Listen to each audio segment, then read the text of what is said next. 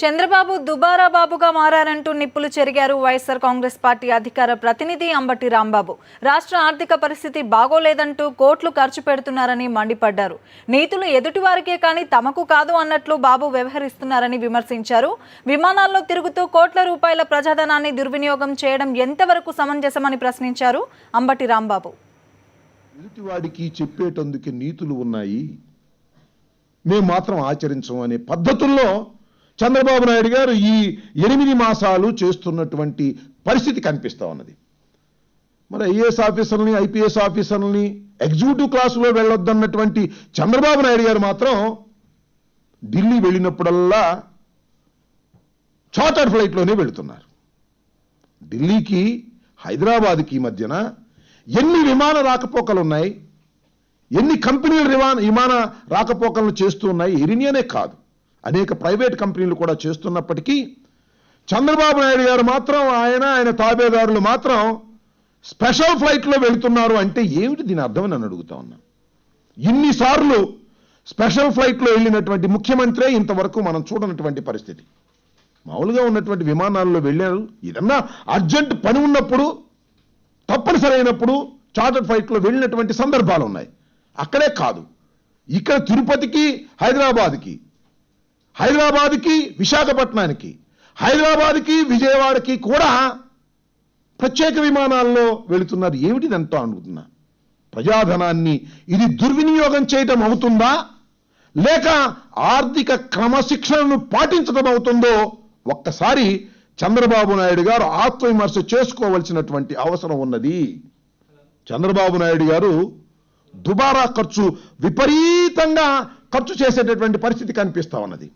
మీరందరూ చూశారు, పోలవరం ప్రాజెక్టుని జాతీయ ప్రాజెక్టుగా అనౌన్స్ చేసి పోలవరం ప్రాజెక్టుకు అయ్యేటటువంటి అన్ని నిధులను కూడా కేంద్ర ప్రభుత్వమే భరాయిస్తాము అని రాష్ట్ర విభజన సందర్భంగా మనకు యాక్ట్లో కూడా చెప్పడం జరిగింది. అలాంటి పోలవరం ప్రాజెక్టుకి చంద్రబాబు నాయుడు గారు మొబలైజేషన్ అడ్వాన్స్ అని 100 కోట్ల రూపాయలు ఎందుకు విడుదల చేశారు? రాష్ట్ర ఆర్థిక పరిస్థితి ఇంత ఇబ్బందుల్లో ఉన్నప్పుడు దేనికి చేశారు మీరు? దానిలో వచ్చే పర్సంటేజీల కోసం చేశారా, లేక కాంట్రాక్టర్లు మీ వారని చేశారా? ఎందుకు మీరు చేశారు? కేంద్ర ప్రభుత్వం దగ్గర నుంచి నిధులు ఎందుకు రాబట్టే ప్రయత్నం చేయకోకుండా మొబలైజేషన్ అడ్వాన్స్ ఎందుకు ఇస్తున్నారు? ఈ పొదుపు మంత్రాలు బ్రహ్మాండంగా చెప్పారు. మీరు పొదుపు చేయాలి, అందరూ సక్రమంగా వాడాలి డబ్బులని మీరు చెప్పారు. కానీ మీరు సింగపూర్ వెళ్ళారు. సింగపూర్ వెళ్ళినప్పుడు 70 లక్షల రూపాయలు అడ్వాన్స్గా, ఎయిర్ క్రాఫ్ట్కి అడ్వాన్స్గా రిలీజ్ చేయమని జీవో ఇష్యూ చేశారు. కేవలం అడ్వాన్స్ మాత్రమే. 70 లక్షల తర్వాత మీకు మొత్తం వ్యయం ఎంత అయిందనేది ఇంతవరకు బయటకు రాలా. మీరు అదేమంటే ట్రాన్స్పరెన్సీ ఉన్నటువంటి ప్రభుత్వం అని ప్రగల్భాలు పలుకుతారు. ఎన్ని కోట్ల రూపాయలు ఖర్చు చేశారు సింగపూర్ మీరు వెళ్ళడానికి? అలాగే జపాన్ వెళ్తున్నటువంటి సందర్భంలో మీరు జపాన్ వెళ్ళడానికి అడ్వాన్స్గా జీవో ఇష్యూ చేశారు. జీవో నెంబర్ 3795, 1.5 కోట్ల రూపాయలు అడ్వాన్స్గా రిలీజ్ చేశారు. కేవలం అడ్వాన్స్ మాత్రమే.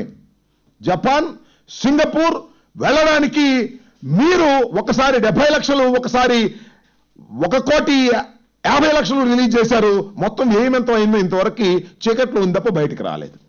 దానికి ఎన్ని కోట్లు ఖర్చు పెట్టారు? దీన్ని బయట పెట్టవలసినటువంటి అవసరం ఉన్నదని మేము డిమాండ్ చేస్తున్నాం. అడ్వాన్సులు మాత్రమే ఇస్తారు, ఎంత ఖర్చు పెట్టారో ప్రపంచానికి తెలియకోకుండా జాగ్రత్త పడతారు, మొత్తం దుర్వినియోగం చేస్తారు. ఇది సరైనటువంటి పద్ధతి కాదు అనేది ఈ సందర్భంగా చెప్పదలుచుకున్నాం. అంతే.